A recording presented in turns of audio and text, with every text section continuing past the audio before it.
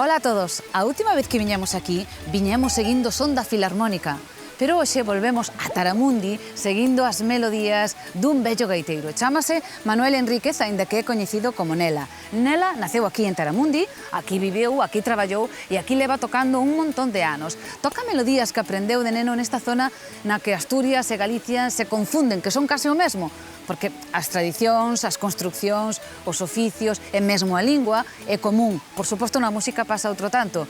E Nela é un bo exemplo neste sentido, porque ela é, como vos decía, un gaiteiro do occidente de Asturias, pero que fala galego e que toca pezas pois que podría ser dun ou do outro lado. Ademais, contáronme que é un home ao que lle gusta falar. Fala pausado, reflexionando sobre as cousas da vida, como nos gusta a nós. Así que temos un programa perfecto. Boa música, un entorno, xa vedes, precioso. E a sabeduría dun bello gaiteiro. Temos un programa puro lalá.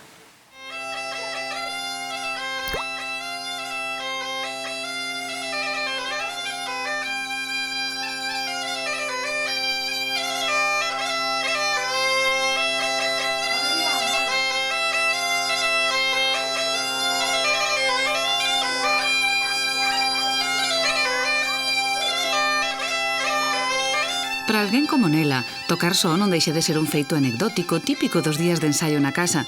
Sí, porque a pesar de que esta zona de Taramundi é un lugar de gaiteiros solistas como na Fonsagrada, a Nela o que lle gusta hoxe en día é tocar acompañado.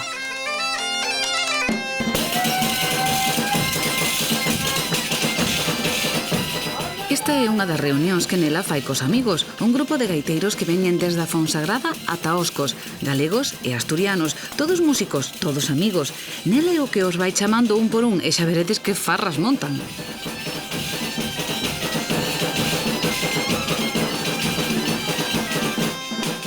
Desde logo aquí lugares para montar farra hai de sobra. Nesta zona de Taramundi existen varios complexos etnográficos rehabilitados nos que Nela traballou como louseiro. É un louseiro dos bos, porque o da pedra dáselle ben. De feito, el mesmo revestiu a súa casa en Brés. Malia que lle tocou unha vida dura, hoxe en día Nela vive tranquilo, o que se di a gusto, desfrutando dos pequenos momentos, e iso nótase de contado cando un fala con el. A súa receita de felicidade ten 3 ingredientes: amigos, bo humor e moita música. Algo debe ter a música da gaita para que vos manteña pois con esa forza física en moitos casos e tamén con esa axilidade, non? Sí, bueno, sí, oye, todo vale, non? Eu dos que para de tocar a gaita por aí, pois igual non me vou defender. Porque cando para de tocar a gaita, casi seguro que non vou poder cociñar. E iso ten que ver con tocar a gaita? Claro, é que falla unha actividade, eso claro che falla outra tamén, non? Tocar a gaita é como a túa enerxía, as túas pilas. Exactamente. E cando non podo tocar a gaita, pois seguro que non vou poder facer de comer. Ese cara nin comer moito, eu que sei. Ti mira que cousas pensas. Se ti dis, o día que para de tocar a gaita, paras o mundo, Nela. Bueno.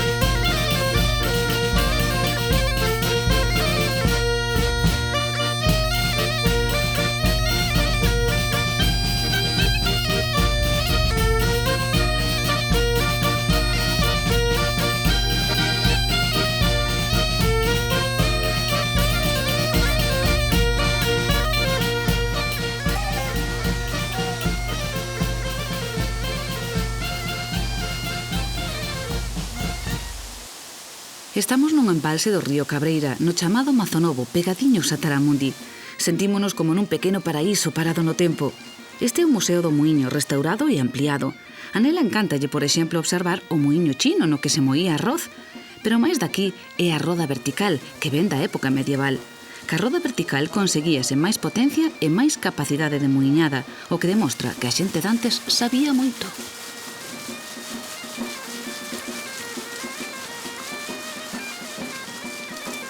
O muiño do Mazo ten moitos usos. O primeiro era moer gran, pero chegouse a utilizar tamén para moer pólvora de escopeta no século XVI. Sabedes que a auga se pode utilizar de moitas formas. Aquí temos unha central eléctrica, e aquí o interior do muiño vertical xunto con outros muiños manuais que servían para o mesmo, para moer gran. A Nela estas cousas encántanlle, forman parte do mundo que el viviu, así que é feliz ensinándonos o museo, e tamén a taberna, claro.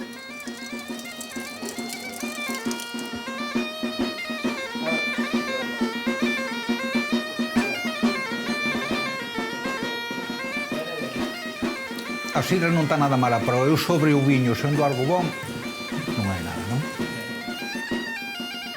Aínda que no seu carné de identidade figure que Nela é asturiano, a súa vida transcorre da cabalo entre Asturias e Galicia, nunha zona pola que pasa moita xente distinta, como por exemplo Álvaro, o seu amigo caixeiro, que é de Madrid. Complexos etnográficos rehabilitados como este do Mazonovo fan deste un lugar no que se mira cara a cara a unha tradición compartida con Galicia.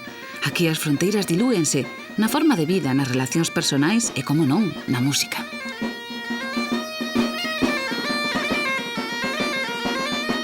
Nela representa moi ben o tipo de gaiteiro desta zona do occidente asturiano. Unha zona que ten unha afinidade enorme coa zona correspondente do outro lado da raya, da zona galega correspondente. É un home moi pulcro tocando, toca sempre moi limpo, con frases moi ben articuladas, moi sinxelas. É un gaiteiro eminentemente práctico. E el traballa moitísimo sempre por darlle ás interpretacións esa claridade, esa sinxeleza que lle caracteriza como gaiteiro.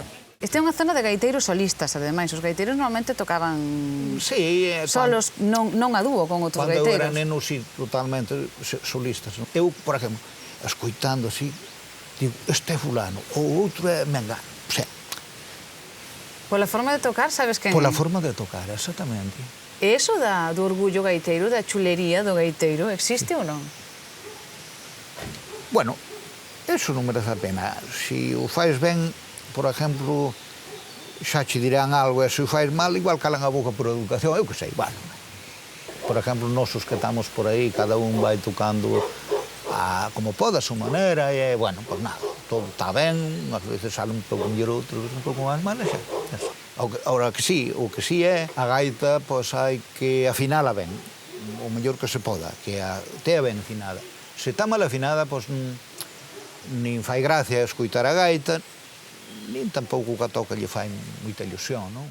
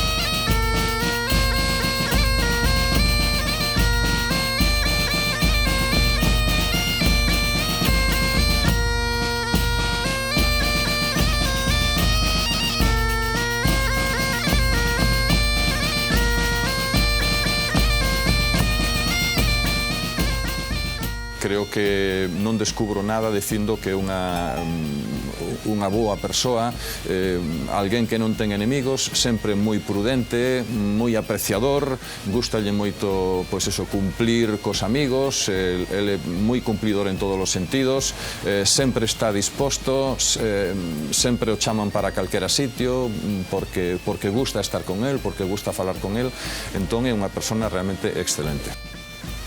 Como son eu? Bueno, un paisano que me gusta ser un pouco noble, non? Porque senón non se farán as cousas como é debido, non? A vida aquí cando ti eras rapaz? Sí, non era fácil, porque, oi, tiñamos 4 ou 5 vacas, 3 e tal, unhas poucas de ovellas, que a mí mandábame cas ovellas. Eu cas ovellas iba para as ovellas e moitas veces quedaban no monte. Eu máis ben dedicábame a facer as miñas pallas para tocar, era logo as ovellas igual quedaban no monte. Despois chegaba a casa e meu padre dábame unha zomba porque non traía as ovellas para cá. Eu aquilo non... Había un gaiteiro aquí en Bres e eu vivía arriba e entón subía con as cabras e eu estaba escoitando e iba un pouco máis para diante a ver se oía un pouco mellor. Eu quería que me tocaras unha das pezas esas que lle escoitabas ao gaiteiro de Bres. O gaiteiro de Bres.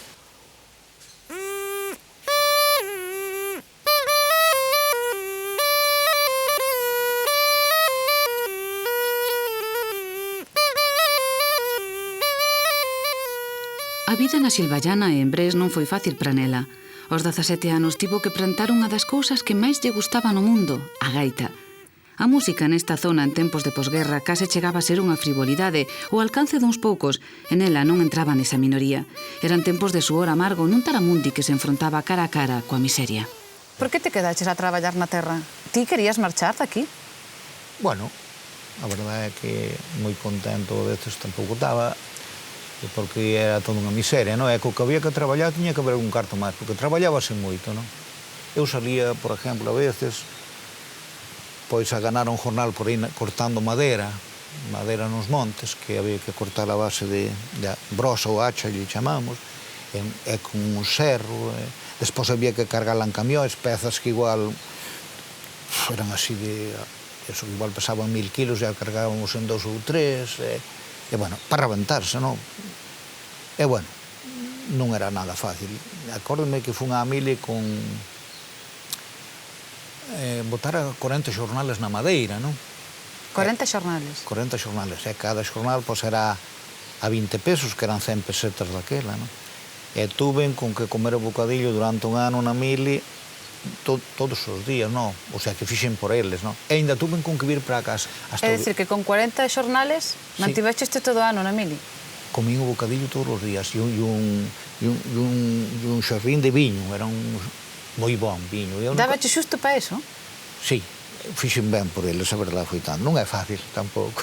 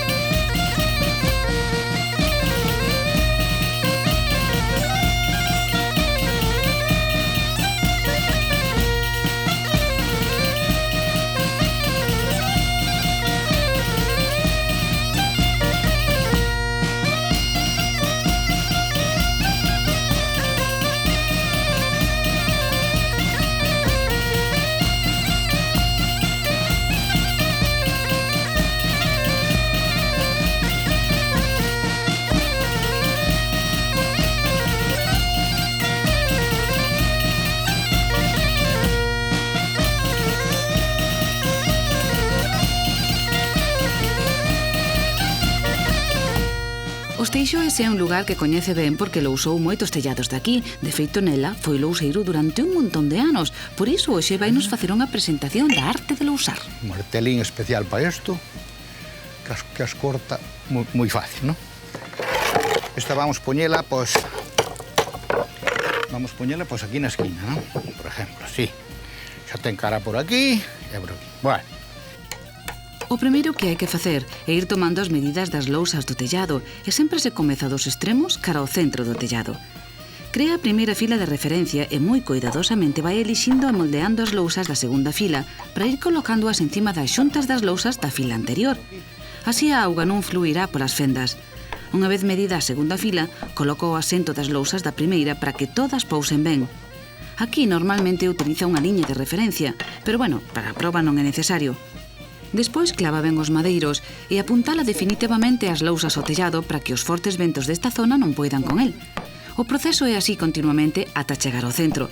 Cada fila vai tapando os ocos da anterior, porque non só se trata de tornar a auga, tamén hai que tornar do frío e do vento. A auga dicían os de antes que tiña o focín moi delgado, sabes? Entra por onde quera. E é o que hai que fazer. Este é un cojín para poñer debaixo das rodillas, para arrodillarse aí ou sentarse incluso, non? Entón, bueno, para se molir algo, porque eu nun principio, cando empecé, non fixen moito caso a... Era igual arrodillarme nas lousas que nun bon sofá, non? Pero as rodillas foron amañando de que... de non queixarse algo, non? E despois era tarde tamén, pero, bueno, había que se molirse un pouco. Gústame bastante, sobre todo, traballar con esta lousa. É duro porque xa estás empicado sempre, porque os tellados máis ou menos teñen bastante pendiente. Se caíra, pois sería mortal, non? Todo é excesivo, digamos. A calor é demasiada porque a mesma lousa che dá moita calor. E ao frío, pois que está sempre en riba, para arriba, non? Pois o texado está sempre para arriba, alto. Pois tamén, se un día xela un pouco eso, tamén o pasas moi mal. Pero en todo caso te estás tendo unha xubilación festeira. Bueno, eso tamén é verdade. Bueno, eu antes que me xubilara, porque como, vamos a ver, cando estaba cas vacas xa todo era traballo, porque esas non lles van as vacacións, hai que atendelas a todos os momentos, non? As vacas son caprichosas. Son caprichosas, hai que darlles de comer, pásalles, non comparando a cousa, pero pásalles como a nos. Entón, claro, desde que me metí en canteiro e louseiro, que os empezabas a ir ganando, que a fin do día levarías para casa 2.000 pesetas, 1.000, o que fora, sempre levabas algo, non? Deixaches a terra para traballar na pedra. Exactamente. E despois resulta de que, claro, cando eu vin as gaitas aquelas a ese paisano, entonces, oi... A que paisano? Donde as biches? Miras na garganta, arriba. Levei a gaita e empezou a tocar a gaita outra vez e foi daí onde surgiu todo, non? O sea, que realmente ti volveche a tocar a gaita porque te encontraches un día con unha na feira da Garanta. Bueno, ou xa tiñas pensado? Non tiña pensado nada. Aquilo foi unha cousa como se chegou ao lado do lueve, foi unha cousa que non contaba con ela, non? Eso igual, non? E 30 anos despois estaban os dedos áxiles. Bueno, de momento, algunha vez levaron algún golpe tamén porque a pedra é dura e o martelo tamén, igual se che escapaba e ás veces tamén che fastidiaban. Pero, bueno, tuve a gran suerte de que, digamos, derramar un dedo nin eso, teño bastante águila, non?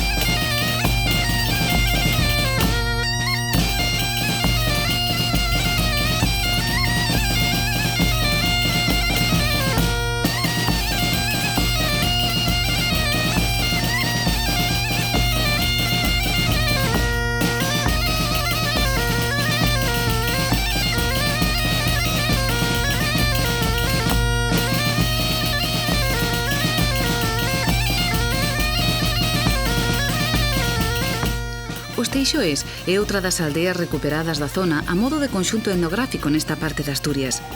Como no Mazonovo, aquí tamén hai varias edificacións restauradas, comezando polas propias casas de aloxamento e servizos. Pero non só é lugar de descanso, como está no río, a forza da auga tamén se aproveita para amosar un muiño de gran. Iso ademais do cabazo e do gran mazo recuperado. Os Teixoes é un dos lugares favoritos de Nela. Si tú díceme que, bueno, que nun tempo había ferreiros e agora eso se acabou, ¿no? E, bueno, agora o que hai son turistas. Os que ven aquí, cantidad no ano, ven moitos turistas. Igual ven no ano 25.000 turistas, que son moitos, non? Taramundi cambiou moito desde que se iniciou todo este proxecto de turismo rural. No seu momento foi moi novedoso, non sei, hai 20 anos aproximadamente. Sí, bueno, pero sigue eso do turismo. En que cambiou eso? Cambiou moito porque éramos labradores e eu fui un canteiro e agora xa non son nada, son paisanos retirados. E case todo o mundo está retirado, non hai xente nova. E aquí foron quedando 4 vellos e eu tamén son un deles, moi maior. Pero co tema do turismo tamén se empezou a valorar cousas como eso, casas que estaban caendo, que se rehabilitaron, bueno, oficios que se estaban perdendo e que algún se recuperou, por exemplo, os talleres de cuchillería. Sí, que parecía que se iba a estudar navallas e cuchillos. Había un paisano aquí maior que moriu hai moi pouco, medio ano habrá, era o mellor navallero que había aquí en Taramundi, lle chamaban Melchor. Bueno, e dixen eu así nun tempo, non? Dixen, vaya, acábase Melchor e acaban os vos navalleiros. Bueno, que facía unha navalla preciosa, papísima, non? Era o mellor. E logo fixeron os cursillos aquí para facer, vamos, navallas e toda a cousa. E logo saliron, pois, xente que traballa moi ben e hai máis con que traballar ca antes, non?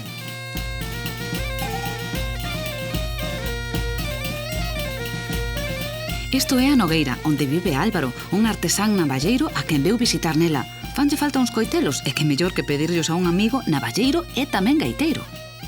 Pues nada, vamos a hacer aquí una hojita de navaja, que tengo así algún pedido, alguna navajita que hacer. Claro.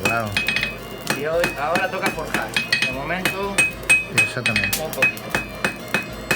Tenemos aquí la plantilla. Hay herreros por aquí, ya lo sabemos bien, que en 2 caldas o 3 a lo sumo está la hoja hecha. Yo la verdad que he hecho un buen rato más, lo que pierdo aquí más de tiempo, lo ahorro luego de la muela de afilar, por ejemplo. Exactamente, claro. O de andar tocándola así un poco la forma, ya lo sé. La dejo más acabadita aquí en la fragua, en gustos. Ya lo sé. Y esta ya queda lista. Yo dejé el trabajo para venir aquí, vine claro a tiro hecho al oficio, y luego ya pues poco a poco no regresaba y hasta que me di cuenta, digo, pues se ve que me he quedado y que igual me puedo ganar la vida con esto. Es difícil venir aquí, dejarlo todo, familia, amigos y romper con todo eso y venir a un sitio así, al principio es complicado, ¿no? Pero luego apareció gente pues como Nela, como Darío, Juan y otros amigos de ahí de Esquíos también, que también me hicieron sentir muy acogido, ¿no? Y con esta relación de amistad. Exactamente. Así que nada, muy bien. Y pensamos seguir, ¿no? Hombre, yo creo que sí. Yo creo de momento, sí, además no hace falta firmar papeles para nada, aquí hay una garantía tremenda.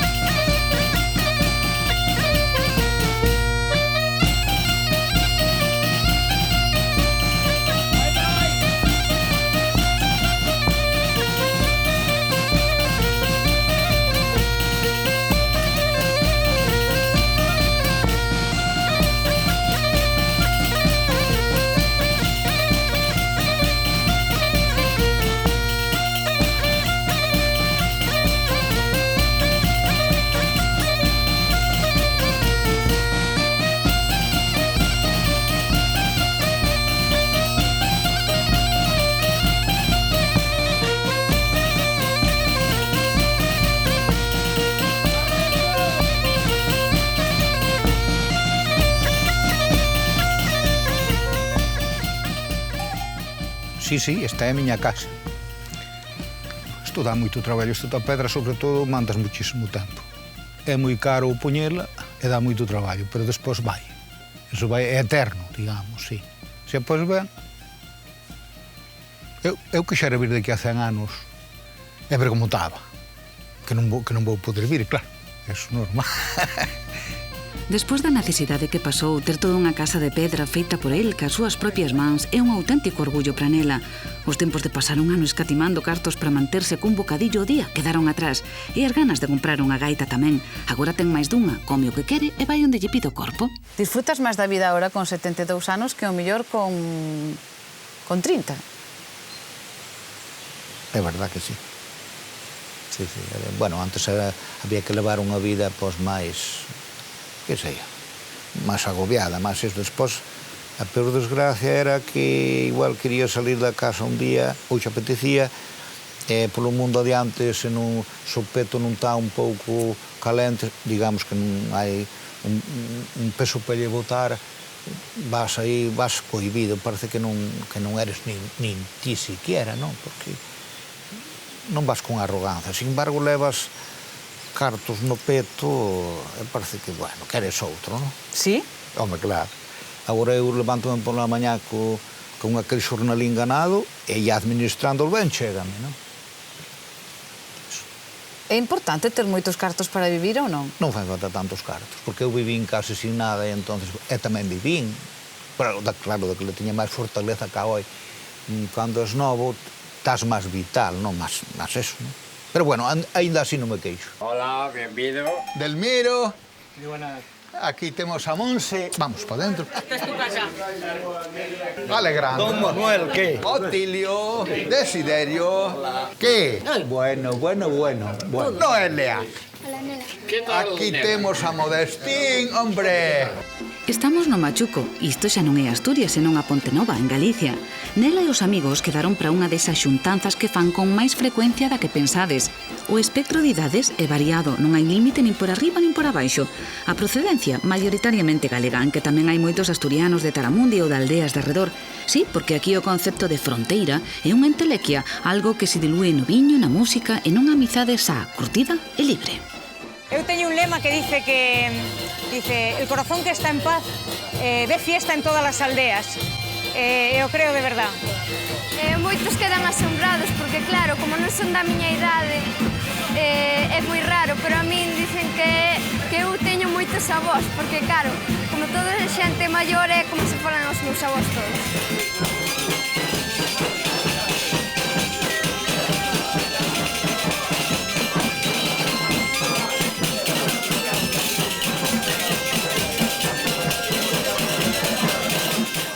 Non desprezando a naide, para min é un amigo dos importantes que teño.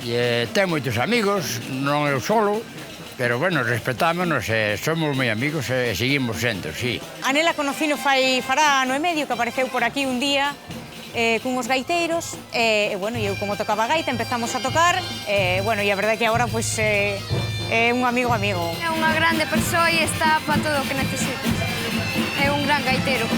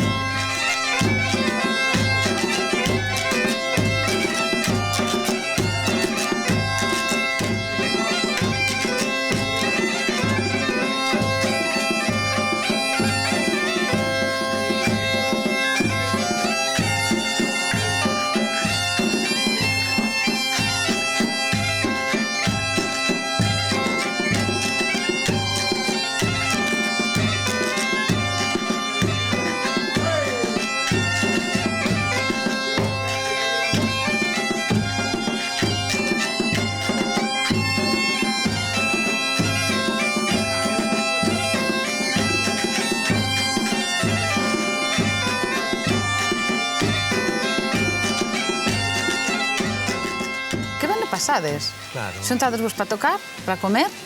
Sí. E as dietas e os colesteroles? Os colesteroles, e un día se non se lles fai caso. Un día non. E o seguinte? Ao mes seguinte sí que, mira, o menos que tens que facer ao día seguinte.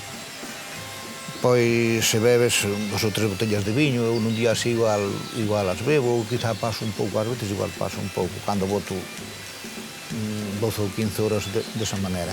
O día seguinte, pois hai que beber máis agua que se bebe o viño, para lavar a... Que dixeches, 12 ou 15 horas facendo festa? Sí, facémolo ás veces, sí. 12 ou 15 horas? Sí.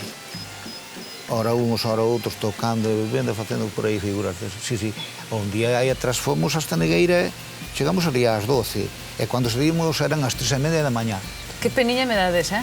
E sabes agora, por exemplo, agora que ocorriu agora isto, que levamos, por exemplo, 2 días aquí grabando tamén, e con o E3, mañá teño que ir a San Pedro de Bogo, aí ao lado, que é tamén aí o San Pedro, e ao día seguinte teño que ir a Caridad, pois ali a xuntanza de gaiteiros, que habrá 150 gaiteiros ou máis. O que vos digo, que a gaita algo ten, Sí. porque eso non é normal, é a enerxía que tendes. E entonces son 5 días. Eu cando acabe, pois... Cando acabes doeranche un pouco as pernas, nela. Si no, bueno, e a espalda tamén.